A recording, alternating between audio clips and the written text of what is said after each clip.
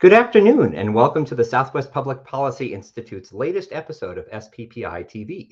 We've titled this one, Corporate Welfare, Make It Stop. My name is Patrick Brenner. I'm the president of SPPI. Our mission here at SPPI is to improve the quality of life in the American Southwest by formulating, promoting, and defending sound public policy solutions based on the principles of free enterprise, personal responsibility, limited government, individual freedom, and traditional American values. We are dedicated to delivering better living through better policy. SPPI is a 501c3 nonprofit charitable organization. Donations to the Institute are tax deductible. Our work is sponsored by viewers like you. You can help us keep these events free. We invite you to consider making a contribution at southwestpolicy.com/donate. Please join me in welcoming our panelists for today. First, I have John C. Mozena. He is the president of the Center for Economic Accountability, a free market think tank fighting corporate welfare at the state and local level. And I'm going to hand it over to Vice President of Research at the Southwest Public Policy Institute, Dowd Muska, who will actually be participating in today's panel, and it'll just be you two. Dowd, go ahead, take it away. Thank you so much, Patrick, and I will do everything I can to not completely occupy the next hour, folks, because I've been fighting corporate welfare for 30 years. It's probably my favorite subject to tackle because it encompasses so much that's wrong with American public policy, from your local community right up to the federal government. But before I go to John, and I will try to let John get one or two words in over the next hour, I'm going to kick things off with two of my favorite examples from the world of corporate welfare. If you don't follow this issue all that closely, you might think of it as economic development. I think in the next hour, John and I are going to explain why corporate welfare is a much better, more descriptive term. One example from my home state of Connecticut, back in the People's Republic of New England, and one from right here in the Southwest, the American Southwest. In May 2006, Connecticut's governor, M. Jody Rell, taking office when the previous governor was on his way to prison, she was at a ceremony in Wallingford, Connecticut. She announced, quote, "This is the new financial services industry. These are high-paying jobs, career jobs. These are the jobs we want for the future." This was the kickoff of the corporate campus for a financial services company called Mortgage Lenders Network. This was in May 2006. The governor said this is the future of the financial services industry.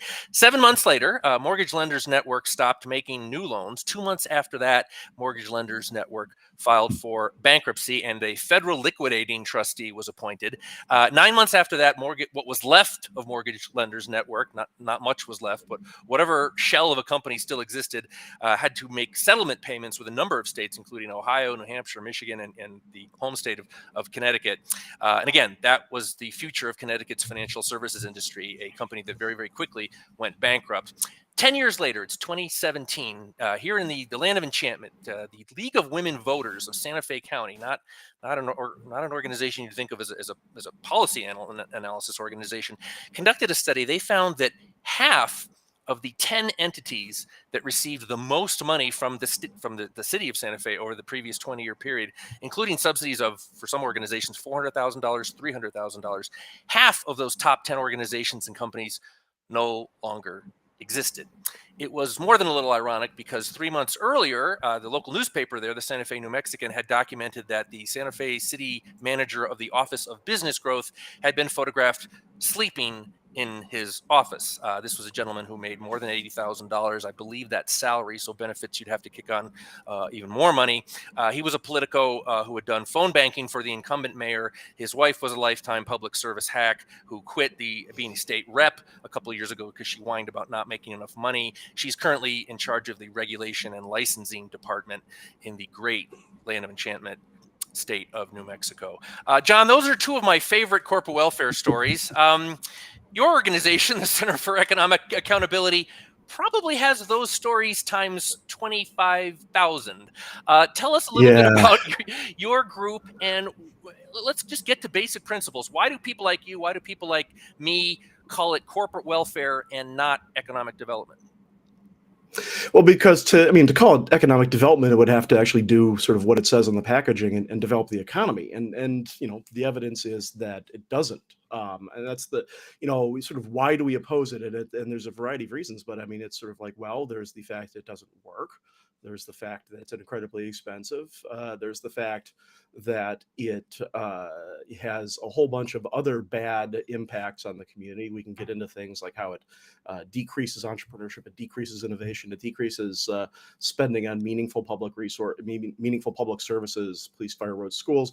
And then there's just the whole thing of it's one of the terms that we jokingly use for it is sidewalk level socialism. It's an attempt to do economic central planning, and throughout history, the story of the past century was the story of the fact of that not working.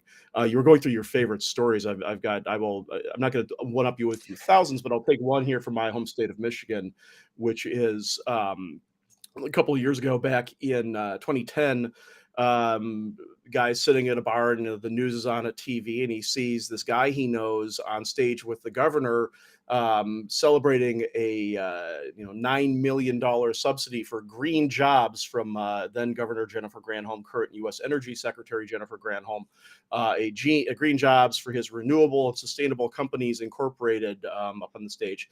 And this guy is surprised by this because he is in fact the Richard Short, the CEO of the company, his parole officer.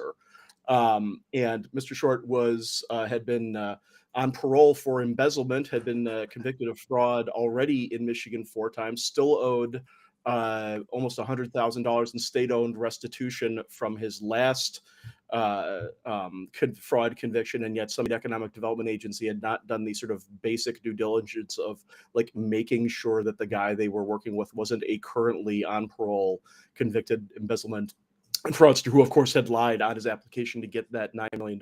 And the reason he got caught was just that the news happened to be on at the bar where his parole officer was drinking. So that's the kind of story that you see quite often in this world. I mean, maybe not quite that bad, but over and over again, just really egregious outcomes that don't match up with all of the promises that get made at the groundbreaking ceremonies and the ribbon cutting ceremonies.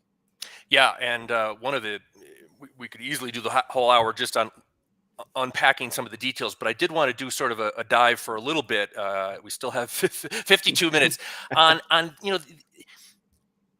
50 years ago. I've been reading some books about the history of corporate welfare, and it's interesting how Mississippi in the 1930s, if you want to go back that far, we could also even go back even to the 19th century with internal improvements and all sorts of monopoly and privileges that were granted. And that's the reason we have what are called anti-donation clauses in a lot of our state constitutions, because these things ended up being boondoggles that were funded by the taxpayers. But it started very small in Mississippi, trying to lure factories really out of the Northeast, out of the Rust Belt, to come down there. And I'm going to start with maybe one of the oldest tools of the last century in corporate welfare, called the Industrial Revenue Bond. John, how does that work? And they're very clever because they're really saying, well, this isn't really a subsidy.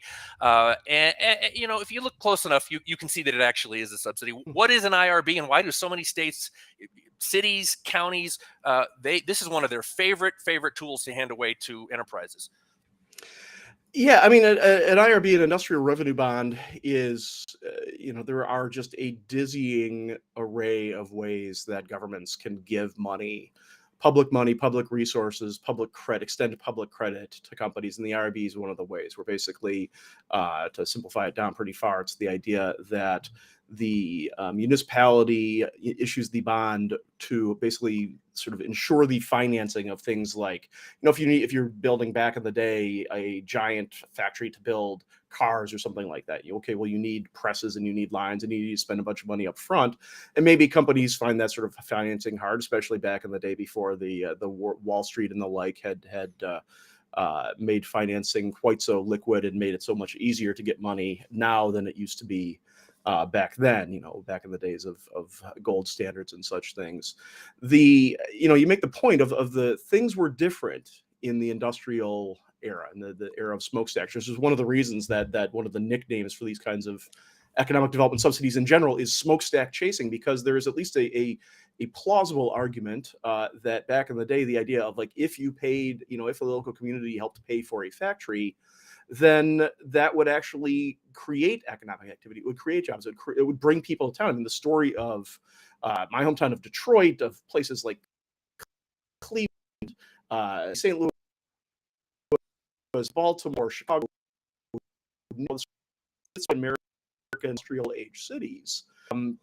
The story of people moving, sort of as farming became less labor intensive, moving off the farms and going to where the jobs were. Detroit is the story of the people leaving the South, largely African Americans, leaving the South and coming up to Detroit where the jobs were in the factory, and they were good jobs, and you could make sort of middle class jobs.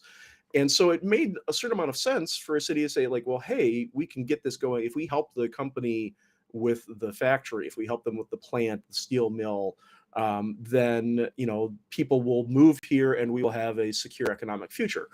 At the time, like I said, there's a good, you can have philosophical arguments about whether that's the proper role of government, but at least from a dollars and cents ROI perspective, like, yeah, it seemed to reasonably work pretty well. I mean, assuming that the company survived for a meaningful length of time. The problem is today that, maybe we're jumping forward too much, but today that's turned on its head. Today, it used to be people went to where the jobs were. Today, jobs go to where the people are, the knowledge workers, what people have called the laptop class in recent years. The idea that people are going to where they want to live. It's the places that you see growing, places like Austin, Texas, Salt Lake City, Portland, Oregon, even though that's probably changing a little bit. The various places, Maricopa County in Arizona, various places, a lot of them in the Southwest, where folks want to live because there's a quality of life that they're looking for. Florida is a good example of that. The thing is that companies now are so dependent on a skilled workforce. It's virtually every survey that someone does of corporate site selectors, they say, what are you looking for? Workforce is far and away the number one. Skilled, sort of white collar or high blue collar, sort of, robot repairman type workforce. Companies are going where those people are, which means that the companies are going to where the quality of life is not, it's not a function. People aren't moving across the country to take a factory job anymore. Companies are moving across the country to find computer programmers and, automated milling machine repairmen and things along those lines. Well, it's interesting you mentioned agriculture because I was raised on an apple orchard in southern New England, and it's fascinating how when we talk about the Farm Bill every 5 or 7 years at the federal level, this atrocity that funds people who should not be getting a dime.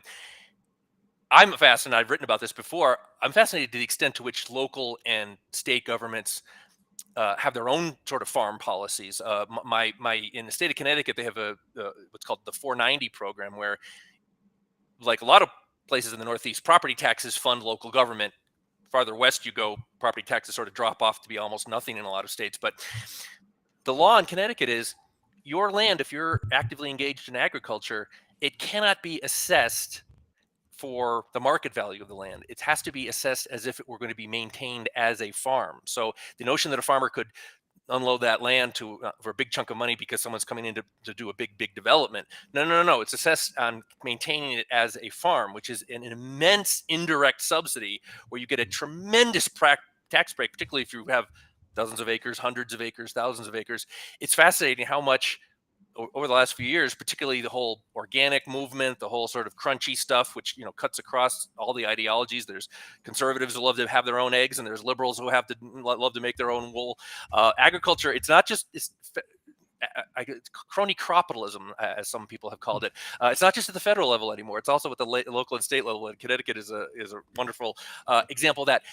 Loan guarantees, John. Tell us about loan guarantees. This is where the government sort of steps in and assists an enterprise in getting money or getting an interest rate that it might not otherwise be able to get.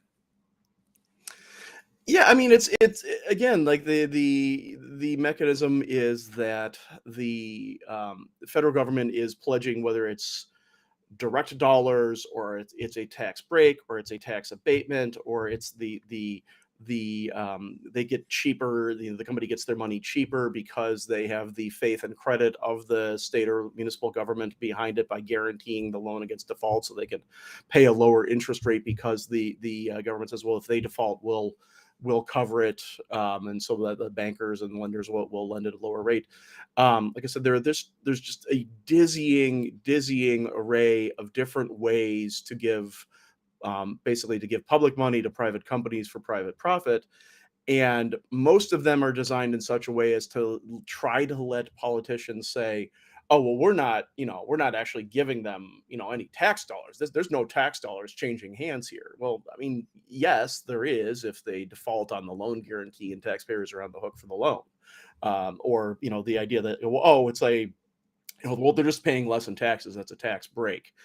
That's, anybody who's ever played with a balance sheet knows that a dollar in income or a dollar less in expenses end up at the same point on the balance sheet. And as far as I've had legislators, especially sort of conservative legislators, try to say, oh, this is just I'm in favor of tax breaks for anybody. I'm in favor of businesses paying less in taxes. I've actually talked to the great Grover Norquist at Americans for Tax Reform about this, the sort of the father of the taxpayer pledge, and he's said, and sort of given me permission to quote him in saying that those are not actual tax breaks. It's just corporate welfare, and instead of giving a couple companies a few specific breaks or a few special breaks, instead what we should be doing is cutting everyone's taxes by the aggregate amount. And there are times when the amount of money that's getting abated in taxes for a few companies adds up to the equivalent of everyone's taxes. Back in 2015, 2016 or so, I forget the exact year, state of Michigan, a couple automakers that had gotten just massive tax breaks during the mid 2000s recession. They weren't using them when they weren't making any profits. You pay taxes on your profits. So they held on to them until they started making taxes. Then all of a sudden cashed in so many of their tax credits all at once that there was more money that year that went out in corporate tax breaks than was collected in all corporate income taxes combined. Basically, every business in the state paid their corporate income tax, and then more than that money went out from the Treasury to a couple automakers. So that's really the environment that can happen in that world.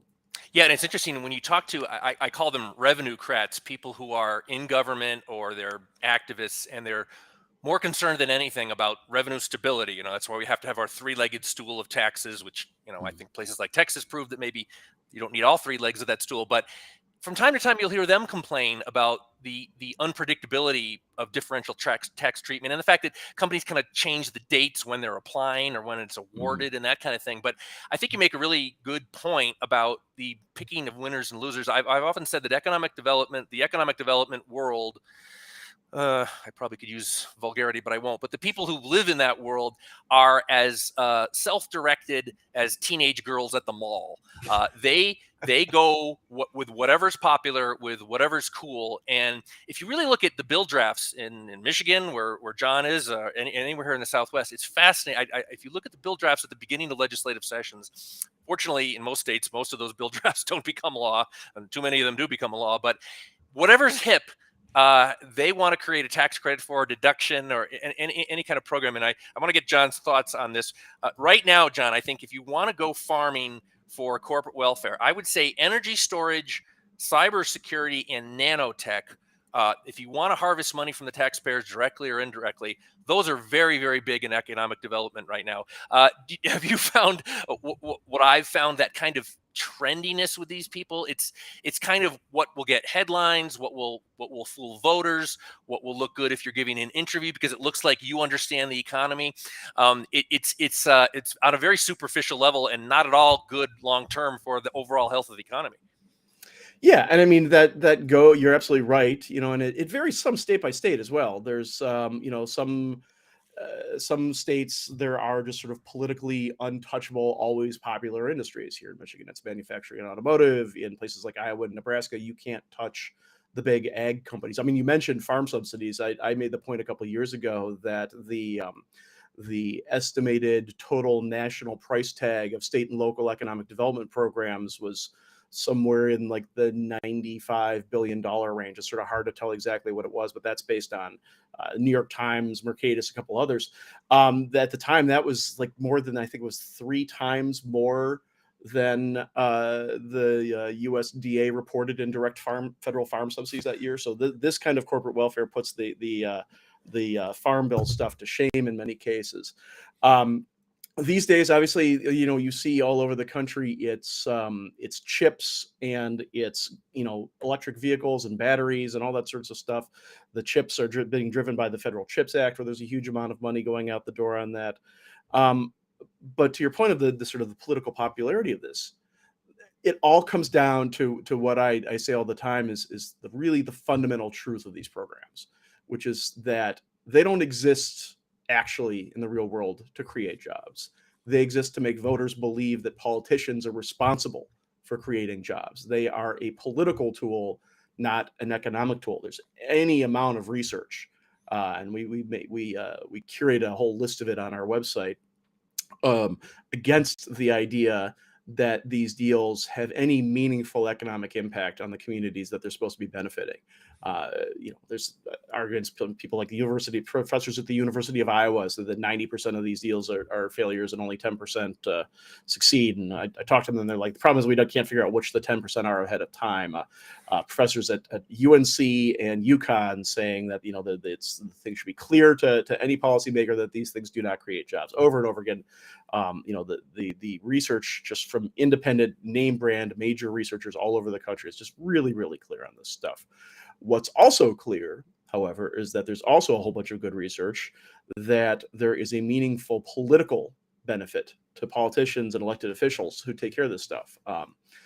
Big subsidy states where governors are running for re-election are twice as likely as those where they're not to see sudden large 20% or more jumps in subsidy spending. So basically, like, oh yeah, go figure, just as we did this past election cycle, there were 7 states where governors made $1 billion+ subsidy deals and were running for re-election. All 7 of them won their re-election campaigns.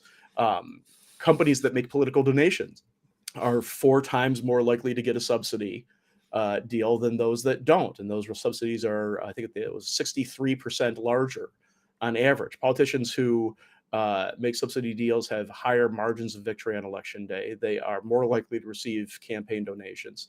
One fundamental piece of research from professors Nate Jensen at the University of Texas at Austin and Eddie Molesky at Duke University found that when a swing state governor can take credit for, quote, winning 1,000 manufacturing jobs through subsidy deals, they can see as much as a 9% increase in their intent. 9% among independent voters will win you a lot of elections. And while most politicians probably don't know what that specific number is, it's pretty clear just from especially watching last year in the election campaigns that they get at a gut level, at the very least, that these subsidy programs are extremely powerful political tools. I've made the argument before, if you're worried about dark money in American politics, start looking at these things, because the amount of money that goes into these just massively overwhelms the amount of money that actually gets spent sort of through campaign finance tools. By far, these deals are the really the undiscussed and undiscovered method of election financing that's really going on out there. Yeah, we're definitely going to get into the issue of the right-left alliance. I'm glad you mentioned dark money, because of course that's thrown out by people on the left all the time, and that there's some complications with that accusation. It's not as sound as they say, but it is fascinating, and it's for people who are concerned about polarization in our country, and we're all screaming at each other or worse. Folks like you, folks like me are all too willing to partner with people on the progressive left when it comes to this issue, because it just seems that great middle ground where it is just dead wrong on this, and there's just sort of all too often lockstep agreement. I can see someone who's not well versed in this just saying something like, "Well, government exists, to make life better for us." I mean, you guys are opposing the creation of jobs. From a first principles perspective, John, people on our side of the argument are in no way attempting to harm the economy. We support a productive economy, but we just think that this is an unholy alliance where there should be a very bright line, a very high wall, pick whatever metaphor you want, between the private and the public sector. And one of the things that bugs me the most about this is because I think when there's this kind of commingling happens, and people in the productive part of the economy and in the capitalistic part of our society, they mingle with people on the political side who spend other people's money, who use coercion. Law is coercion. If you don't do what you're told, eventually someone with a gun is going to come and fine you or put you in jail. And on the government side, where there is a legitimate role for government, I'm a libertarian, but I believe there's a legitimate role for government. Government starts to pretend that somehow it's responsible for wealth creation and technological innovation. From a first principles perspective, your thoughts on that?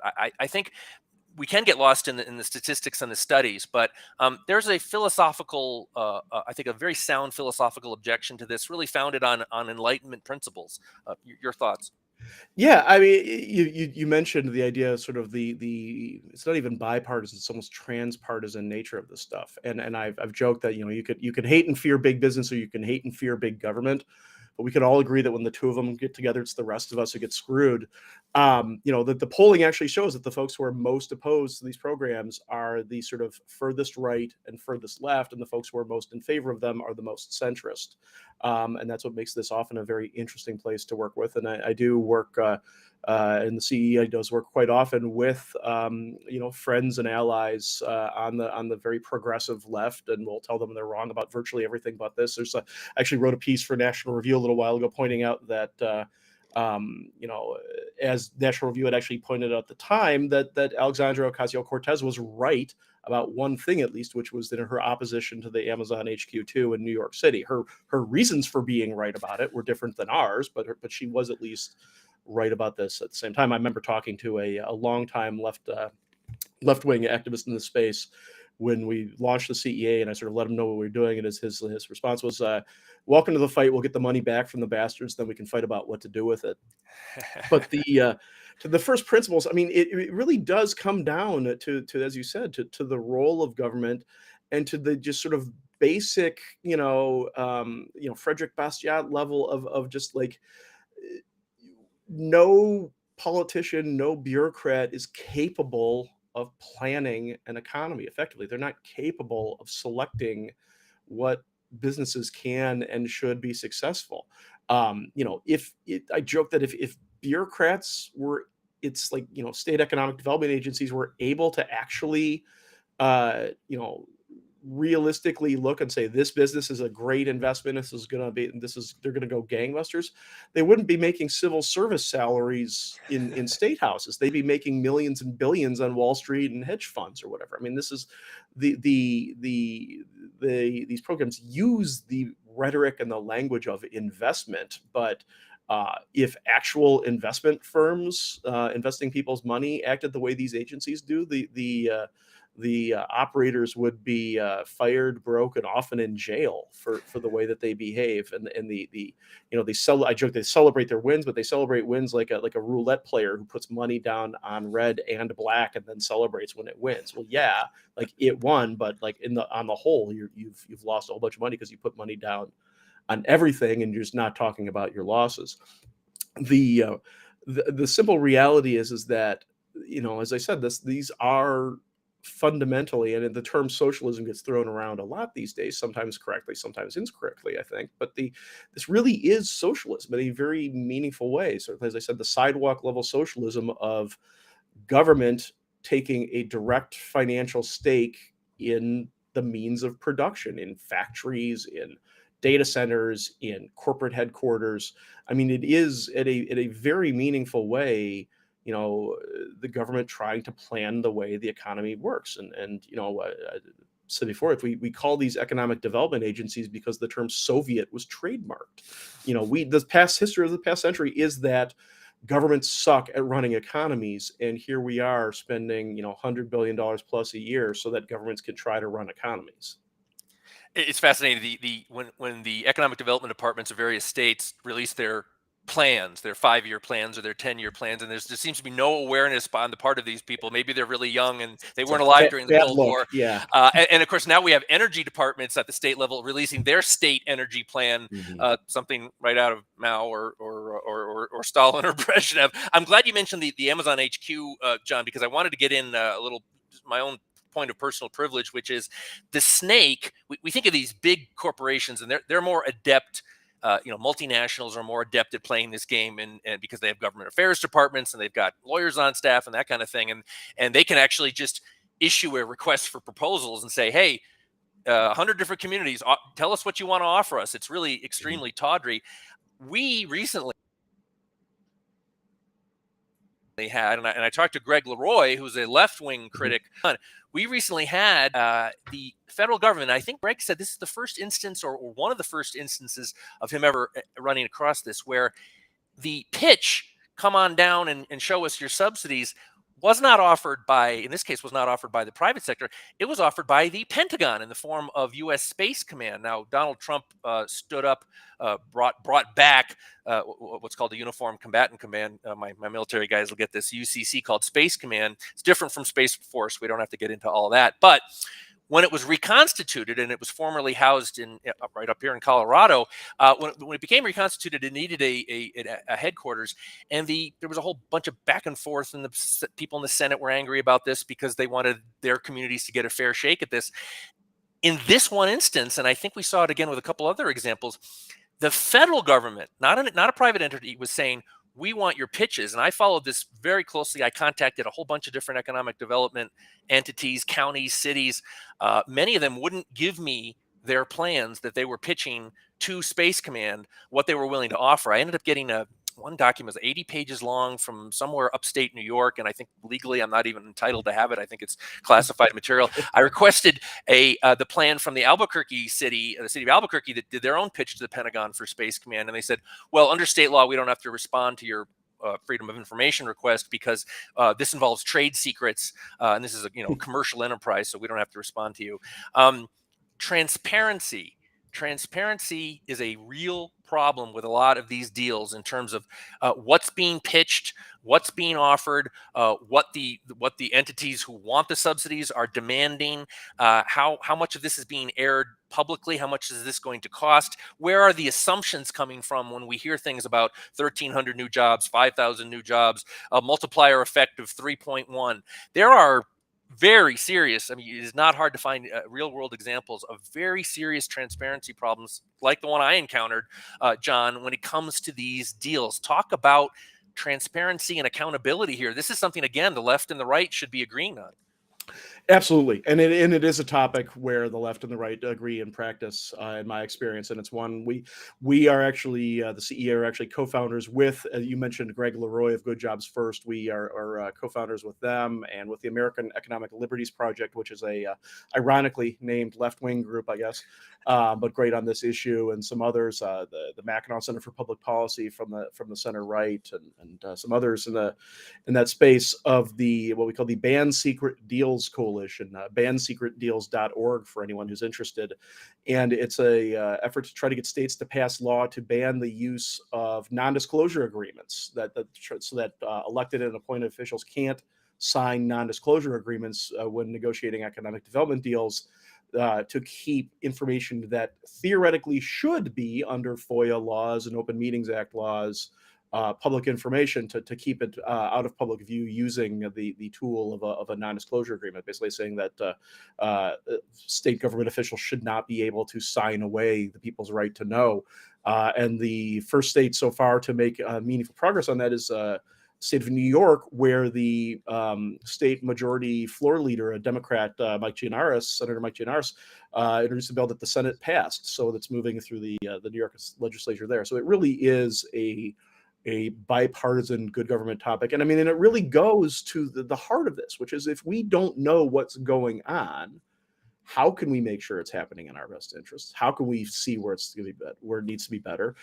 Before we started recording, you and I were talking briefly about a story that came out in the Detroit Free Press just this morning, where the Michigan Economic Development Corporation, our state's primary economic development agency, essentially told the reporters that they're not going to they don't need to tell us who decides how much money gets handed out in a subsidy deal, what the process is for that deal, who all's in the room where it's decided, what sort of metrics they use to decide. They say, well, if it doesn't have a good ROI, we're not going to do it. But they then ask us to trust us that the people making that decision are the right ones, that they're using the right tools. The evidence from independent analyses of Michigan's economic development work is pretty clearly that no, they're not. But just the sheer gall of a state agency telling the people of the state, yeah, we don't have to tell you what we're doing with your money. Like, just that's fine. Trust us. And even Democratic lawmakers in a Democratic governor and legislative state are saying, like, how are you doing press releases saying, oh, we're giving this company X $100 billion or $1 million, and then coming and asking us for the money? Like, how is that a good idea? basically, fundamentally, people need to realize this. Like, look, the idea, trusting that the current model of economic development is like a good idea, requires us to trust the idea that politicians and bureaucrats and business leaders are getting together in secret behind closed doors, deciding who's getting how much money, but that they're doing it in our best interests. Like that, to me, I don't know many people who think that that's really how things work in that world, but that's fundamentally the argument that's being made in this world of economic development. A couple of years ago, I went to a conference on Freedom of Information Act held by the Cato Institute in Washington, D.C. And people there, the main speakers were folks who were in the process of trying to get information out of places like the Defense Department and the National Security Agency and the Central Intelligence Agency, and the FBI and the like. And it was really interesting listening to them talk about the challenges they had. And then afterward, I went up, I was talking with them. I mentioned that I was in economic development. They're like, "Oh man, you've got it hard." So when folks who's like trying to get information out of the NSA think that it's tough to get info out of that economic development agency, it really is a problem. But that's fundamentally to your point. It's just like, we don't know, other than in rare circumstances where something pops up or something gets uncovered for somebody screws up, something it ends up in court, so people get on, have to be under oath to answer questions. It's just, until, in the rare occasions where we actually get to see behind the scenes, it rarely looks good. No, it's very rare that I see something where like the information happens, pops up, and then it's like, oh yeah, well that looks good. Everybody there seemed to have made a rational decision and everything looks great. Good job. You all keep on going on. Like it's I can't think of the last time, if ever, that I had that reaction. It's always just like, oh my God, just like it's like slowing down for a car crash, looking at what's going on. And that happens. It's often enough when we see it's often enough, or it's a high enough percentage when we see behind the scenes that it makes us feel that, like, realistically, just Occam's razor, that's probably the way just things really are. And frankly, I didn't mention in the beginning that I come to this world after spending the better part of 20 years in sort of what I now know to call the private sector. I thought of it as having a job, and I wasn't an economic development professional, but I was in the world of being a consultant, and I worked with economic development agencies. I worked with companies that got subsidies. I worked with real estate developers that were getting subsidy deals. I planned like press conferences where I had, my scorecards, something like one president, probably a half dozen governors, U.S. senators, and various other folks along those lines. So, I saw behind the scenes of this stuff, and nothing that I see now in the world of like research and critique, and other things I say now are contradicted by my experience of being behind the scenes in terms of all those sorts of things. It's not that everyone who's handing out, and not that every elected official or every agency person who's involved in these deals is acting in bad faith, anything like that. There's certainly plenty of folks that don't know any better, that are just trying to do the right thing. They think like this is the only option I have. They think I could try to fight this, but I got to keep my powder dry for other things. Certainly not that everybody's a bad actor, but the system encourages and rewards bad actors, and it's able to do that because it's so hard for us to figure out when someone is acting badly, as opposed to trying to act in our best interests. Well, I'm glad you brought up your experience as I call it, the productive sector. I've studied this for 30 years.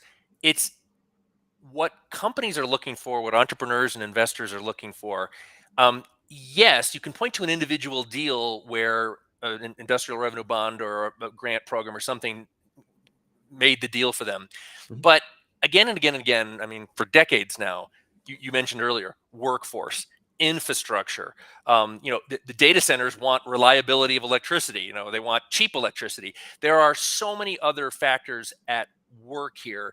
The defenders would say, if we didn't have this menu of tools, and John and I, at the beginning of this discussion, I think we talked about 4 or 5. I have about another 13 on my list if we wanted to get into them.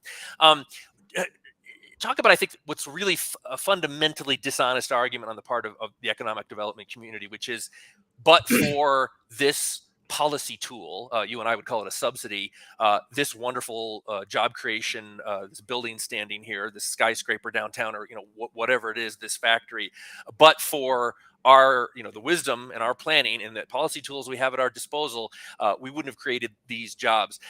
Economic development is a very, very complicated affair. And of course, it can vary by individual firm. It can vary by industry in terms of what's desirable.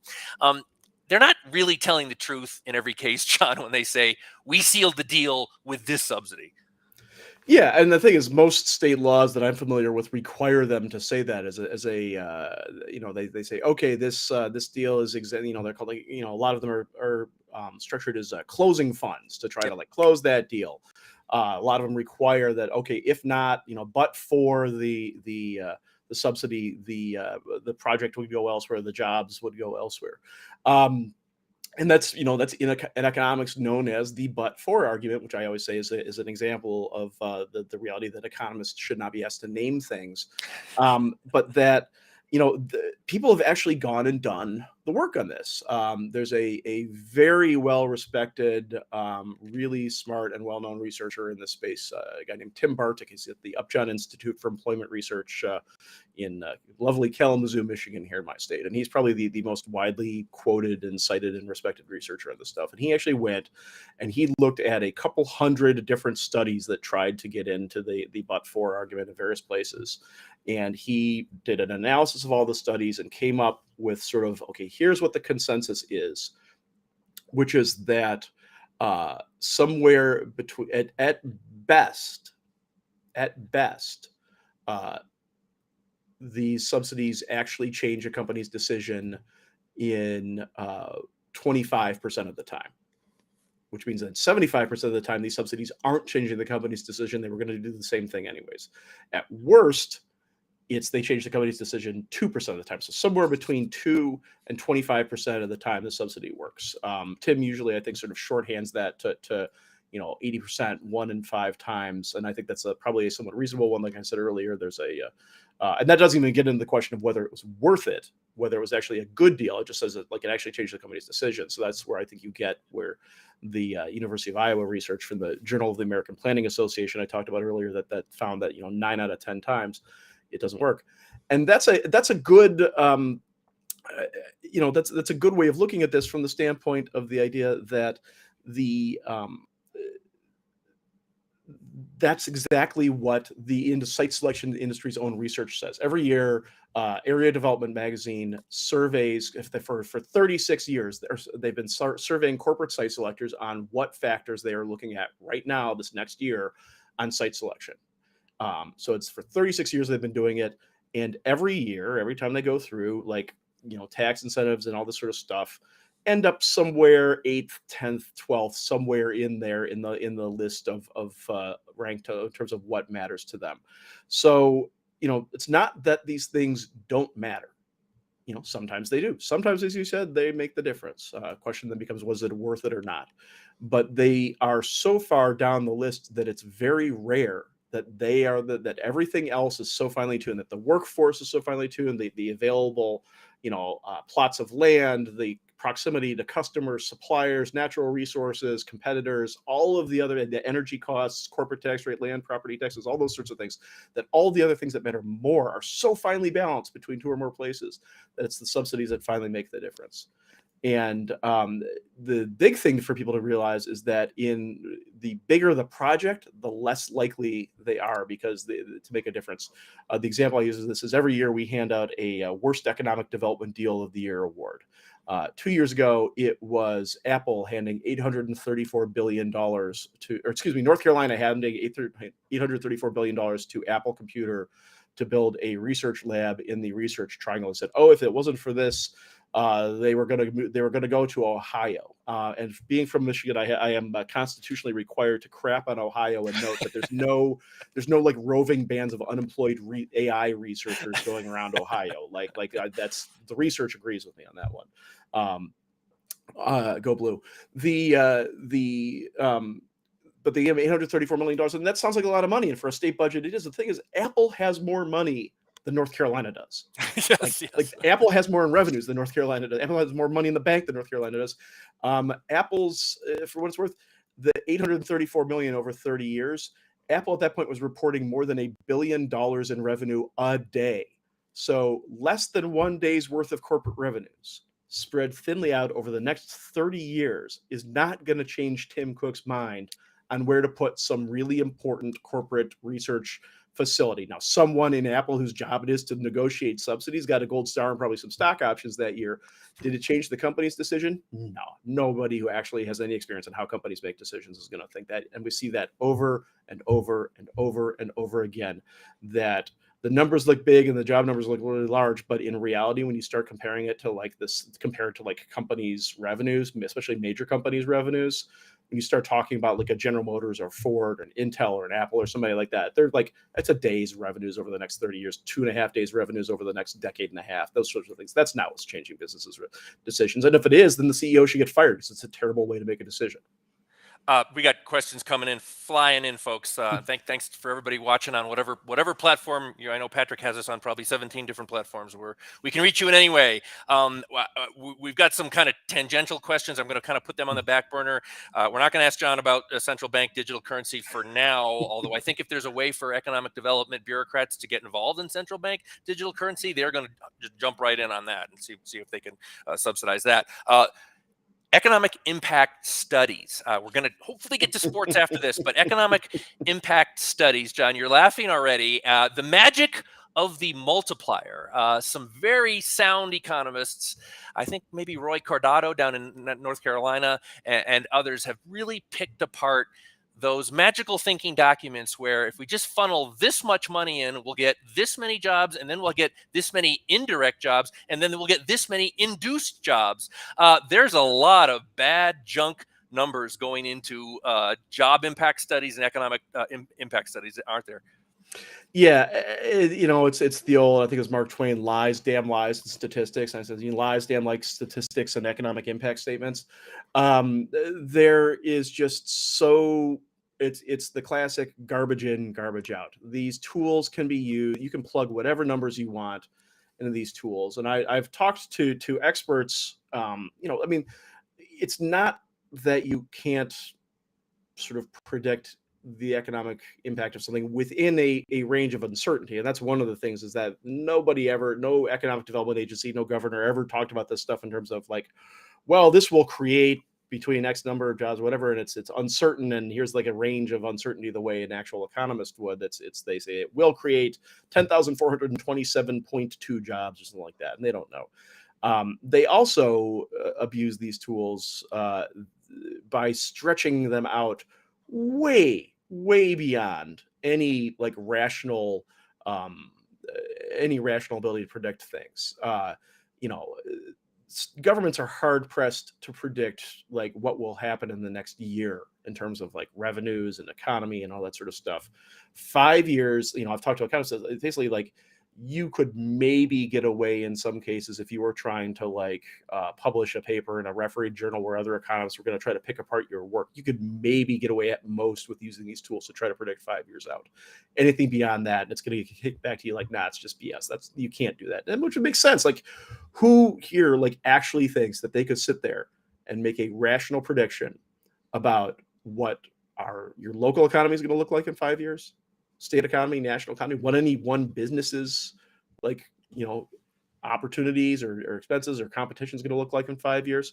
I mean, it's virtually impossible. And some of these folks are working, 10, 20, 30 years out. I did talked about the battery plant out in West Michigan. It's got a 30-year abatement. I'm just, by the time this battery plant abatement runs out, we're almost going to be in the time frame of the Jetsons, which is just, it's insane.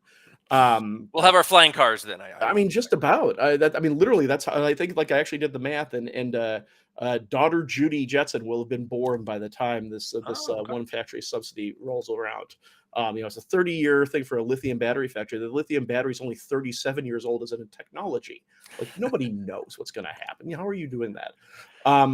But they can make the numbers look. They can make the numbers come out however they want. My favorite stories, I always say, everybody talks like, oh my God, they were using a 5 multiplier or a 7 multiplier. And the idea of a multiplier is not inherently like bad. Like it's reasonable to say like, okay, a job is created and that creates more economic opportunity. And usually the question is it like, well, is it 1.5? Is it 2? Somewhere in there, you know, most of the sort of people who I think are trying to realistically answer the question, say it's probably somewhere in the 1.5 to 2.5, sort of depending on what kind of industry and what kind of job it is. The worst I have ever seen, I don't know if you want to try to guess at what the number is for the worst multiplier I've ever seen. 1 to 9. Oh, you are so optimistic. It is 39.1, which Oh, was when the Carolina Panthers got the state of South Carolina to subsidize them moving not their stadium, practice field. their practice field and There team headquarters to Rock Hill. And it eventually fell apart. They started construction, and then the local community couldn't sell the bonds that they were supposed to fund the project because no bond that have economic impact it would need to do in order for the community to be able to pay off the bonds. So they couldn't sell that, and the project is as of right now, I think half built and under all sorts of litigation. But yeah, they it was 39.1 was the subsidy that came out because like basically one state legislator just had the principles and the guts to stand up and just be like, this is ridiculous. I'm going to force you to like publicize the actual numbers behind this stuff, or I'm going to hold it up. And then, of course, as I understand it, even though that number came out when it looked like it was a questionable approval in the state legislature, they sent the Panthers cheerleaders to the floor of the legislature, and it passed in a walk. So that's the way a lot of this stuff. Well, I mean, you know, with that kind of reasoning, I would think that, you know, South Carolina should offer every NFL team a deal to bring their practice squads to South Carolina. I mean, you get 39 jobs. I mean, come on, that's, you know, pretty sweet. Oh yeah, no, all these things are ridiculous. It's I remember I'm doing once that the economic impact supposedly of a minor league soccer stadium. Again, I'm not trying to pick on North Carolina, even though they tend to be pretty bad about this stuff. It's one minor league soccer stadium. The economic impact of that, if you made the entire economy out of minor league soccer stadiums, Raleigh, North Carolina would have an economy the size of the United Kingdoms. Oh, Raleigh. Yep. That's very fun.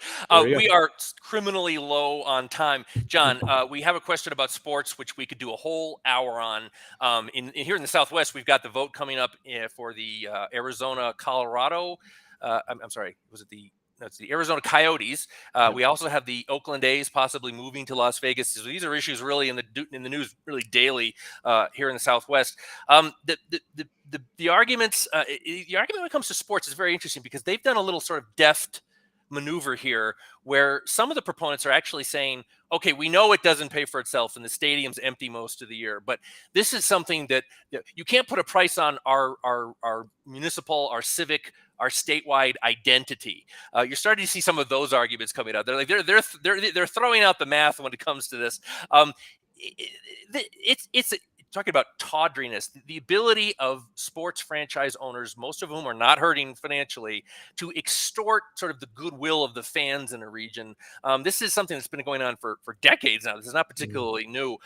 We have just 7 minutes, but your thoughts on that? I find it, if you're talking about this is some of the worst of a very ugly society of subsidizing private industry. When it comes to sports, it's something that really I find tremendously distasteful. Yeah, because as you can see over my shoulder, our pay for your own damn stadium campaign. Yes. Back in 2017, the University of Chicago has what they call the Institute of Global Markets, and it includes a panel basically the most eminent economists in the country, folks who are like chair of like Ivy League economics departments and the Council of Economic Advisors and all sort of like the best and best known economists in the country. And they survey this panel every so often on economic questions. And every now and then they throw in sort of a fun question. And back in 2017, they asked this panel, basically asked, do you think that stadium subsidies return more to a community than it costs taxpayers? And the result was as close to unanimity as you can virtually possibly get. It was 84% said no, 11%, don't know, not sure, and 4%, which was one guy, said yes. And that one guy was apparently a massive Cubs fan, and his Cubs had just won the World Series. And he sort of made that argument that you were making, which is that, well, economically, no, it's terrible. but the sort of like civic virtue and pride and happiness is worth the costs. Now, my favorite part of that whole thing is that the 88 or was it 84% who said no included 7 Nobel Prize winners in economics. Wow. So it is hard to find any question in economics, like law of supply and demand, even the level of economists agree that these things are terrible, terrible, terrible ideas. And I get the civic pride issue. I mean, I'm a huge sports fan. I'm a sports season ticket holder. I like it is a big part. I mean, the TV behind me in my office here is not for C-SPAN or whatever. It's for Tigers games. But it is not by any stretch of the imagination a good use of money. It just doesn't do anything. In any case, it often more hurts the community because it is just this, for almost all of the day, almost the entire year, they are these like basically black holes in the middle of a local economy. That stadiums spend their lives just dark and cold and silent, other than for like a very few hours at a time.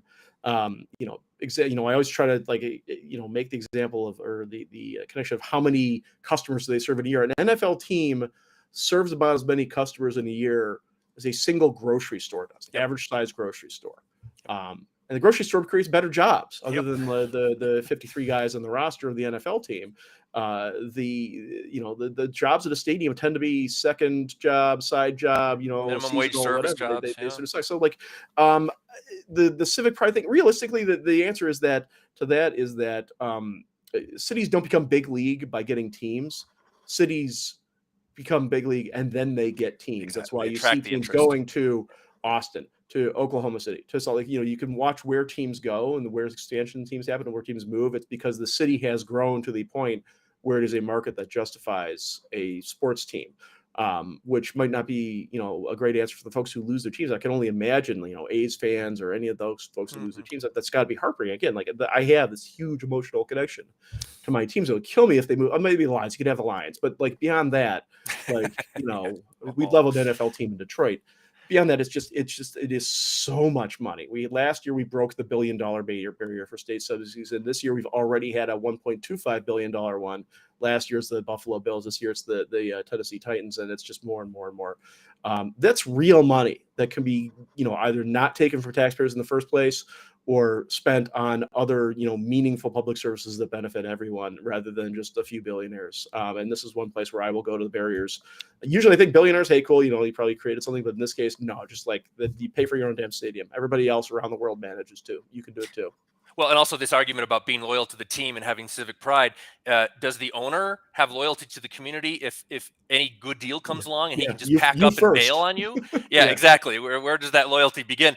John, this has been a great hour. We got to have you back for another hour.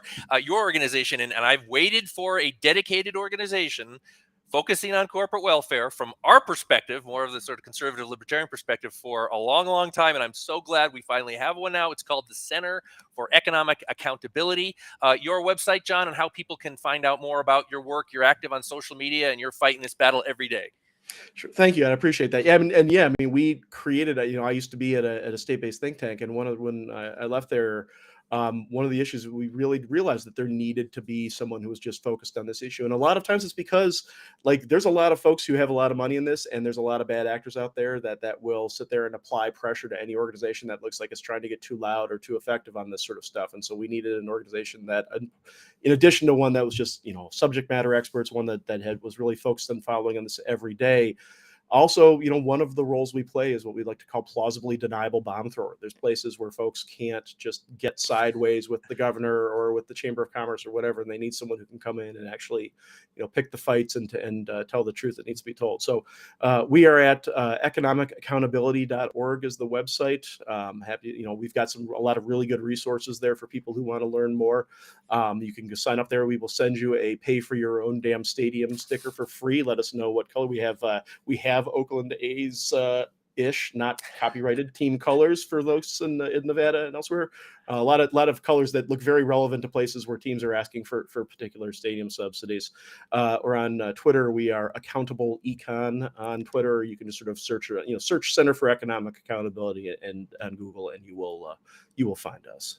That's awesome. I'm proud to say I post on our Twitter account for the Southwest Public Policy Institute corporate welfare quotes on an almost daily basis, and John's been known to retweet us once in a while because in our 8 states, our 95 million people, corporate welfare is a sad reality, as it is in other regions of the country.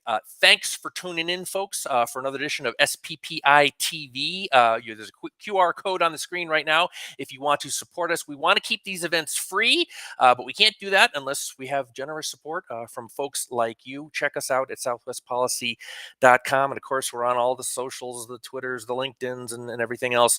Our goal is to preserve the strength of the American Southwest, the 8 states of the American Southwest, maintain our region as a beacon and an outpost, really, for the best of America, the American experiment, and also fix where we have problems. So, because our region is not perfect, and the words California and New Mexico come to mind. Thank you for your support. We will be back again next Friday. Check us out online, southwestpolicy.com, and we appreciate, as always, your viewership and your comments and feedback.